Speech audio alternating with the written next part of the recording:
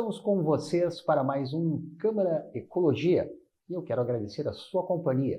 Sempre lembrando que esta é uma iniciativa do Conselho Municipal de Meio Ambiente em uma parceria com a Câmara Municipal de Vereadores.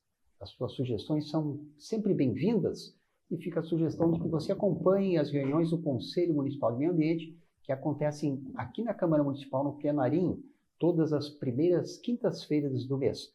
Procure seu vereador e pergunte a ele, né? Você está participando? Aonde que é essa reunião? Qual é o horário? E a gente vai estar participando junto. E falando nessa história toda, o nosso programa hoje traz à nossa mesa um professor de História do curso de pós-graduação, doutorado em pós-graduação, né? Marcos Guerra.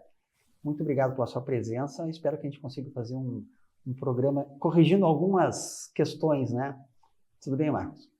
Tudo bem. Contigo. Também. Obrigado pela sua vinda. Eu quero começar a fazer uma provocação. Quando eu uso o termo resgate histórico, eu estou errando nos traduz isso que no meio ambiente, na questão ambiental e na história não se faz isso, né? Não é errado, mas primeiro eu agradeço a oportunidade de estar aqui contigo. Não é errado, evidentemente, mas os historiadores profissionais, aqueles que trabalham com a pesquisa histórica, já abandonaram há algum tempo esse termo, exatamente porque ele é um termo teoricamente problemático. Ou seja, ele pressupõe que existe uma história perdida, que existe um acontecimento perdido no passado, que o historiador vai lá no passado e resgata, recupera o que aconteceu. Na nossa profissão, não é assim que a gente trabalha. É claro que a gente estuda as sociedades, estuda o tempo passado, mas o historiador ele está no presente e ele faz perguntas a partir do presente sobre o que aconteceu no passado, sobre a sociedade do passado.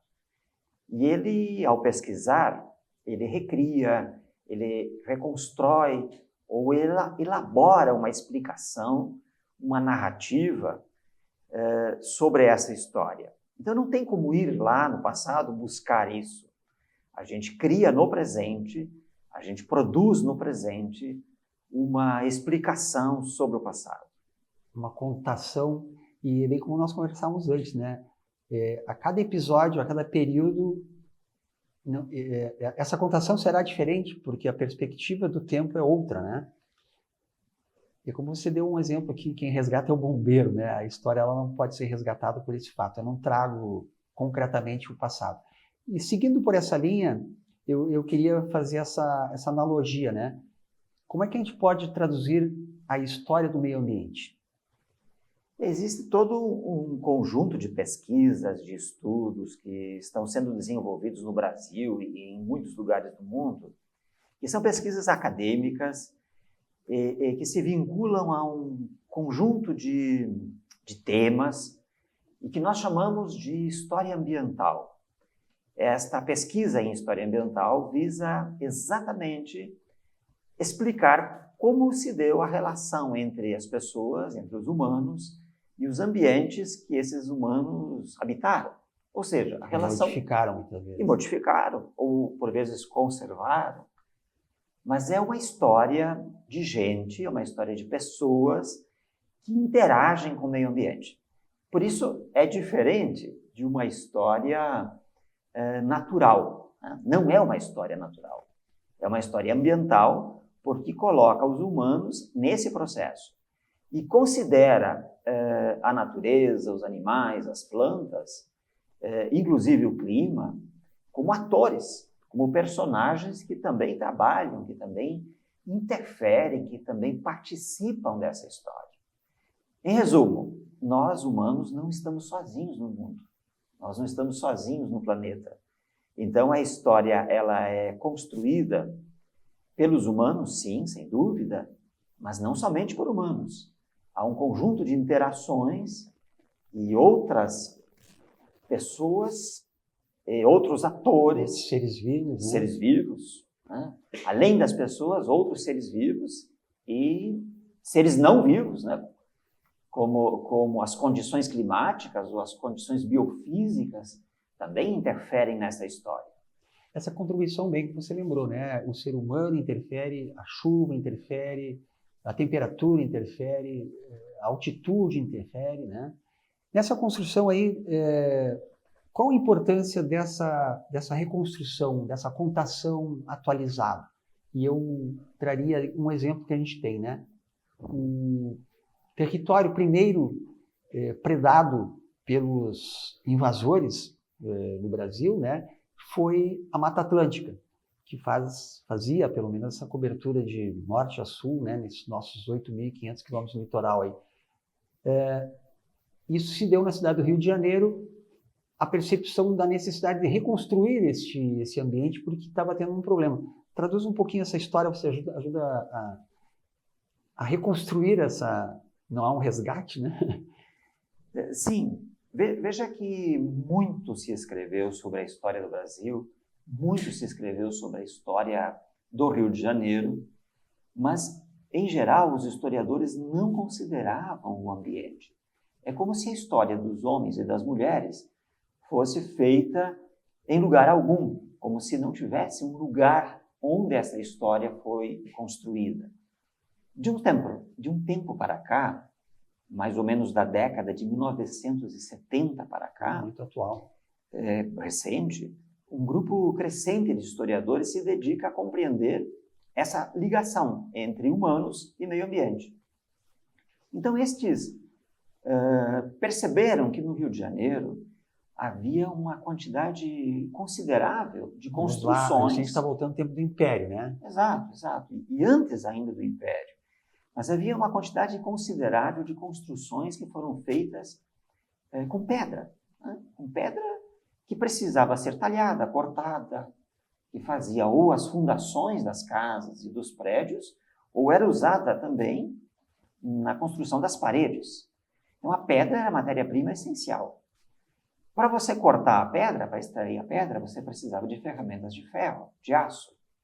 Para produzir ferramentas de ferro e de aço, precisava de carvão, de boa qualidade, para atingir a temperatura necessária para malhar o ferro. Lá vai madeira. E aí, madeira. Então, a gente vai estudando essa história ambiental do Rio de Janeiro, vai percebendo que muito das florestas dos morros do Rio de Janeiro viraram carvão nas carvoarias que existiam por toda a cidade, nas proximidades da cidade do Rio. O aquecimento, tudo era feito a partir da queima. Exato. O uso urbano da lenha. A construção. Exato. Então havia um uso intenso. Isso fez com que houvesse um intenso desmatamento dos morros do Rio de Janeiro, ao ponto de, num certo momento, no período imperial, faltar água. Porque a água vinha dos morros, abastecia a cidade, e uma das primeiras consequências foi a falta de água. O governo brasileiro tratou de reflorestar. Então, se nós olhamos hoje para aquela paisagem do Rio, da Tijuca, né? Isso, coberta de floresta, a gente não imagina que essa já é uma floresta recuperada, regenerada, um pouco por ação humana, outro tanto pela ação da própria natureza. Quem estudou estas mudanças na floresta, as carvoarias, foi o professor Rogério Oliveira, lá do Rio de Janeiro, e que fez importantes estudos sobre esse tema.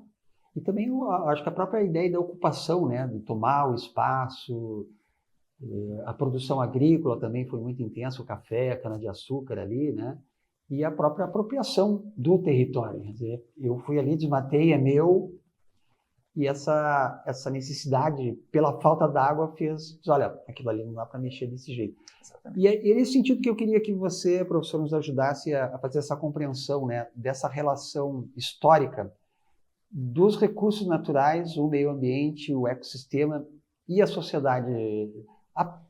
Essa perspectiva de futuro, do jeito que nós estamos ocupando os territórios, ela está comprometida porque a natureza é uma fábrica de serviços ambientais que para nós são indispensáveis, né? Então, a biodiversidade, a conservação da biodiversidade e a existência humana nessa organização como está hoje, a gente consegue não resgatar, mas construir alguma ideia desse problema que a gente está criando com essa ideia de desenvolvimento? Veja bem, os historiadores trabalham a partir do presente, os historiadores trabalham com o presente, ajudam a entender o presente, ajudam a entender o que está acontecendo hoje, ajudam a entender as sociedades do passado, mas os historiadores nunca se atrevem, jamais se atrevem a falar sobre o futuro, sobre o que está por vir. Porque o futuro é uma construção, o futuro precisa ser construído. Então, a gente não quer jamais, né, prever o futuro e muito menos arriscar alguma previsão. Agora, contar uma história futura? Não dá. Mas agora veja bem, eu penso que nós temos também como algo muito recente esta postura humana, essa compreensão de que nós precisamos cuidar de maneira mais atenta, de maneira mais caprichosa do meio ambiente. Isso é muito recente, isso é muito novo, porque você usava antes a palavra devastar. A gente evita essa palavra porque tenta perceber qual era o contexto na época. Então, imagine, se nós tínhamos uma imensa floresta em toda a região litorânea do Brasil, que chamamos hoje de Mata Atlântica, se essa floresta se estendia até a região que nós moramos aqui, Passo Fundo, vejam que a compreensão que se tinha noutros tempos, no passado, é de que esta floresta deveria ser derrubada e dela teríamos o desenvolvimento econômico. Algo infinito. Isso, ela não acabaria tão já, e que era fundamental retirar a floresta para poder fazer agricultura e pecuária. Essa era a compreensão de então. Nós, hoje, pensamos diferente.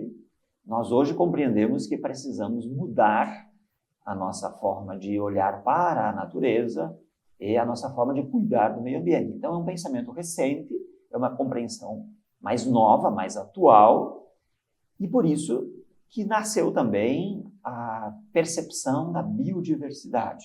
Esse conceito também é novo. Sim, é coisa dos anos 80, 70, né? Exato. E a biodiversidade, ela pode ser compreendida de muitas formas. Nós, da história, temos uma compreensão que é uma compreensão herdada e compartilhada com os colegas da biologia, ou então das ciências biológicas, porque a história ambiental dialoga muito com estes colegas. Nós não vamos falar de futurologia na história, né?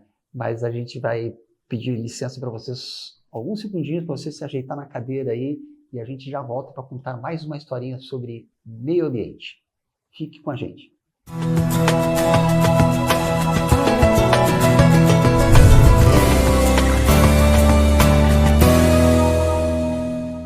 A Câmara de Vereadores de Passo Fundo está sempre ao lado da comunidade e, para manter esse compromisso, foi pioneira em implantar o sistema online para as reuniões e plenárias dos vereadores. Projetos importantes já foram votados, como a contratação de mais profissionais para a área de saúde e a aprovação da liberação de R$3.500.000 do orçamento do município para fazer frente ao coronavírus. Foi criado também um fórum permanente para debater sobre a Covid-19. Câmara de Vereadores, a casa dos grandes debates.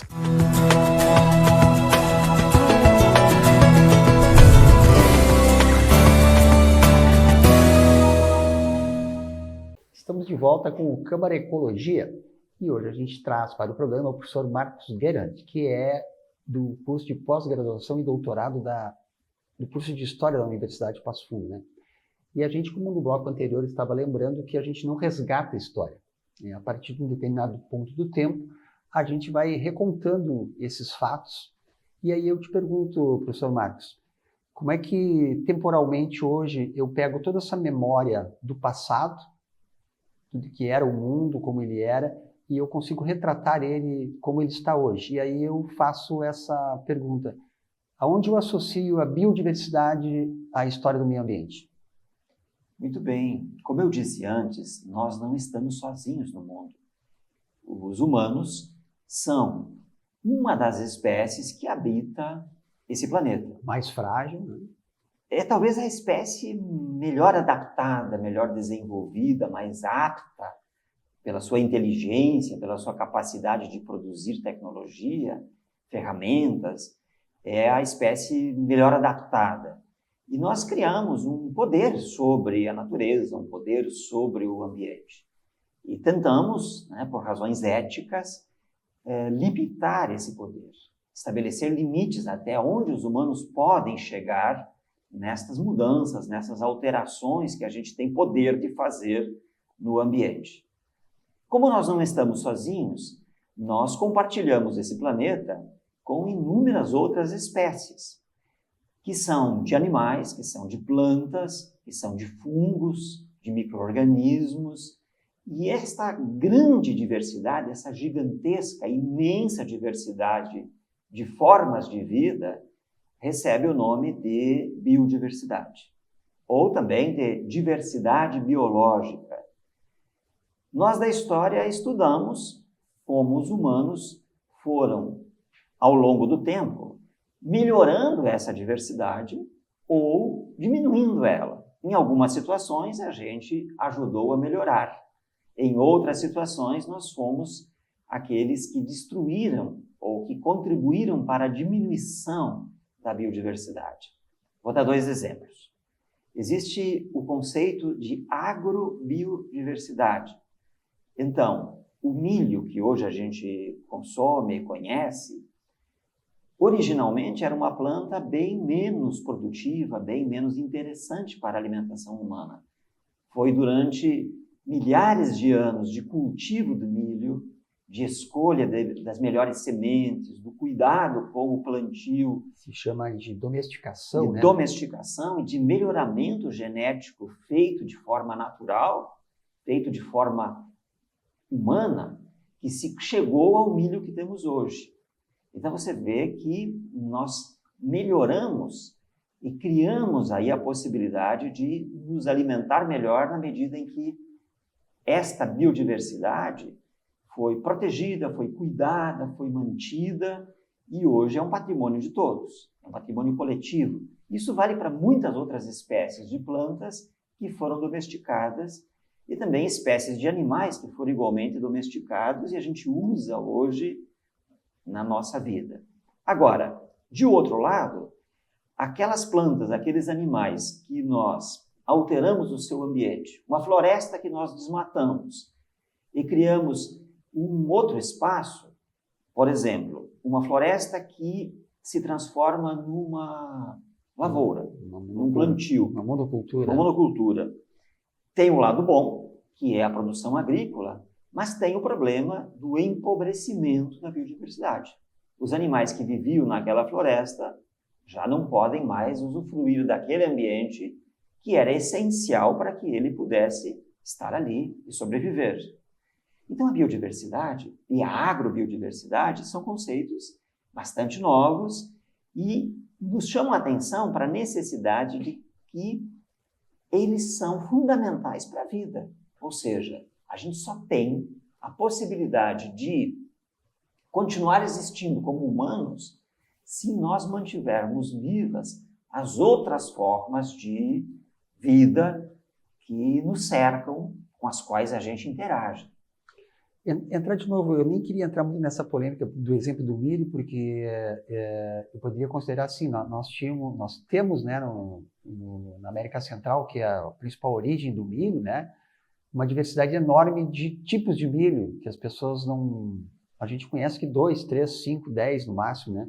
Isso vai para lá, tem mais de 150 variedades, como a batata doce dos Andes, são mais de 1.500 variedades. A gente conhece aqui 2, 3, quando aparece uma batata doce laranja, uma rosa, as pessoas ficam espantadas. Mas nesse universo das diferenças é que eu gostaria de colocar essa visão do homem, do antropoceno, né? Tudo em função da gente, da produção, do ganho, e eu me esqueço desse detalhe, que é essa diversidade que garante a continuidade da vida. Sem floresta não há água, não há polinização, né? Esses serviços que a natureza presta. E quando eu digo que o homem é o mais frágil, é porque se eu tirar a natureza da nossa convivência, A primeira espécie a ser extinta provavelmente é o humano, por mais que ela tenha habilidade de se adaptar, né? Não sei se você concorda, a gente poderia construir um raciocínio de provocação até para o espectador, né? Aquele matinho que está no fundo da minha casa, aquela árvore que eu acho que atrapalha, o que o pássaro que vem ali, a borboleta, o fungo, contribui com esse funcionamento dessa máquina, para que essa história possa continuar a ser contada, né, professor? Claro. A gente sempre fala da importância da árvore, tem até o Dia da Árvore, e é importante, claro, proteger as grandes árvores. Temos até um concurso importante ocorrendo agora, que é o concurso Árvores Gigantes, que é coordenado pela Universidade de Passo Fundo, mas tem também a participação da Emater e das indústrias produtoras de erva mate.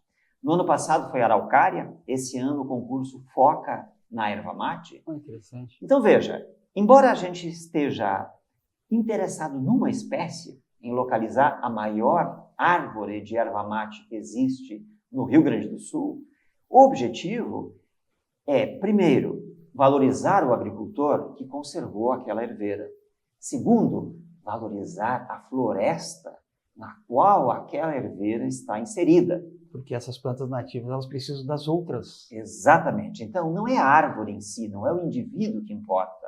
Claro que ele importa, mas o que vale mais é essa combinação, ou seja, eu tenho um conjunto que chama-se floresta, eu tenho uma quantidade imensa de espécies que vivem ali. Que se chama biodiversidade. Que se chama biodiversidade. Então, uma floresta é um conjunto complexo, com muitas interações, e que nos ajudam, como humanos, a continuar vivendo, produzindo economicamente. Então, produção econômica e cuidar da natureza não são excludentes. Eu preciso da natureza conservada até para poder continuar produzindo. Então, uma floresta, como aquelas que ainda restam em Passo Fundo, nós temos aqui no nosso município cerca de 5% das florestas conservadas, isso é pouco, mas pouco. É um patrimônio importante. Essas florestas são importantes na regulação do clima, na conservação da água, na manutenção da biodiversidade e também elas são estoques de carbono importantes para a regulação do clima. São estoques de carbono, ou seja, elas têm nos seus troncos, nos seus galhos, carbono acumulado. No solo da floresta temos muito carbono acumulado.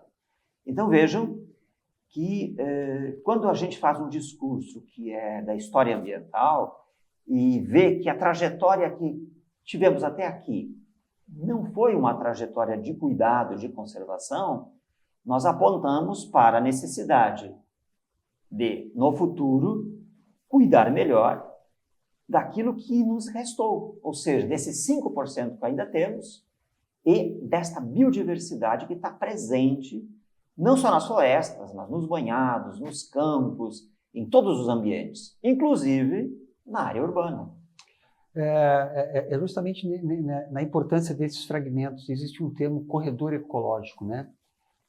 Ele serve para o transporte e a troca de informações genéticas, né? O fluxo gênico entre as espécies que estão ali. Aí entra todo o universo vivo, né? Plantas, bactérias, animais, aves. Se a gente for pegar aí o bioma Pampa e a Mata Atlântica, somaríamos mais de 1000 espécies de peixes, de aves, né? Nenhuma atividade humana é possível sem a disponibilidade de recurso natural. Como é que eu conto essa história para sensibilizar o espectador, né, de que ele tem esse papel de cuidador, não do futuro, mas do presente? Pode ajudar a construir essa reflexão como um bom professor? Acho que esse é o papel da história. Qual é a lição de casa aí? Esse é o papel da história. Mostrar, explicar para as pessoas, explicar para a sociedade como nós chegamos até aqui. Qual é a caminhada, qual é a trajetória que nós realizamos no passado que nos trouxe até aqui. Nós somos hoje o resultado da caminhada que a gente fez, individualmente como pessoa ou em grupo como sociedade. Essa caminhada nos trouxe até uma sociedade que tem muitos méritos, mas também tem muitos problemas. Portanto, olhar para esse passado, compreender essa trajetória é o primeiro passo. Depois, e eu não vou falar em erros, né, porque foram escolhas, não foram erros, é fazer outras escolhas. Esta é Não a tão nossa... erradas assim. Essa é a nossa tarefa. Então, vejam, eu posso fazer o que com esses 5% de floresta que ainda temos, como patrimônio biodiverso? Eu posso transformar isso em mais produção econômica. É uma escolha. Mas eu também posso conservar esses 5% para as pessoas que virão depois de nós e também para o presente. Ou seja, eu tenho maior aporte de água numa região alta, nós estamos aqui a cerca de 720 metros. Se eu protejo as florestas, eu diminuo a fragilidade, a dependência da chuva no período da estiagem. Porque a floresta retém água, né? A gente sabe disso. Exatamente. Então, vejam, eu faço escolhas e essas escolhas me beneficiam. Ninguém está defendendo a conservação da natureza, a conservação da biodiversidade pela simples conservação. A gente defende porque ela nos traz, de um lado, benefícios, que são os serviços ambientais, e, de outro lado, nos asseguram que eu possa ter, já no presente, não só no futuro, a continuidade de um modelo de produção. Porque se eu não mantiver estas características do ambiente que eu tenho hoje, a produção econômica também fica fragilizada. Essa relação, eu acho que ela pode ser feita de uma maneira muito atual, né? Os eventos acontecidos recentemente, né? E às vezes se perde no tempo, não lembro se foi no ano passado, retrasado, aquele volume enorme de chuvas. Eu tenho certeza que se nós tivéssemos os espaços naturais com menos intervenções, muita da água que desceu, ela poderia ter ficado por aqui mesmo, né? Que é o que a gente luta para conservar a água, a gente está deixando a água correr e esse efeito chega lá para baixo, né? Como em altitude a gente está falando ali, né, professor? Certamente. Teríamos dois resultados ligados à chuva intensa do ano passado e deste ano também. O primeiro é que se tivéssemos mais cobertura vegetal, mais florestas, uma parte maior desta água que veio com a chuva infiltraria no solo e no subsolo. Outra parte, contudo, seria drenada pelos rios e chegaria às partes mais baixas do estado, do Rio Grande do Sul, e chegaria nos mesmos lugares, ou seja, menos força, mas chegaria com menos intensidade e demoraria mais tempo.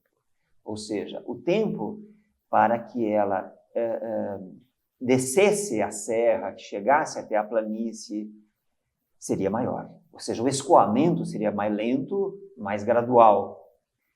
Por outro lado, se houvesse maior margem de vegetação ciliar, mais vegetação ao longo dos rios, o efeito devastador dos rios que saem do seu leito também seria menor. Então, teríamos sim a enchente, a inundação, ela não seria evitável completamente, né? Ela continua ocorrendo como ocorreu no passado, só que de forma menos intensa, mais controlada, mais suave. E com menos danos diretos ao homem, à estrutura que o homem faz. Pessoal, essa é uma história muito comprida, que a gente vai precisar de outros programas para trazer esse tipo de conteúdo. Eu quero agradecer muito a você, Marcos. Eu quero que, assim, uma fraçãozinha de segundos aí, que caibam 30 segundos para encerrarmos o programa, algumas considerações para dar aquela sacudidinha no espectador, né? O que eu faço? Como é que eu vou sair contando essa história? Como é que eu mudo esse curso de história? Sem futurologia, sem adivinhação, mas uma previsibilidade. O princípio da precaução, né? Eu não aposto muito na ação individual. Eu penso que as pessoas têm um papel, mas elas sozinhas não resolvem. Eu aposto mais em projetos coletivos, grandes projetos que possam preservar, conservar é a palavra mais adequada, a biodiversidade que ainda temos e que é um patrimônio de todos. Professor Marcos, muito obrigado e nossos agradecimentos especialmente a você, espectador que tem acompanhado nossa programação. Nós voltamos logo mais em outros programas. Mais uma vez, obrigado.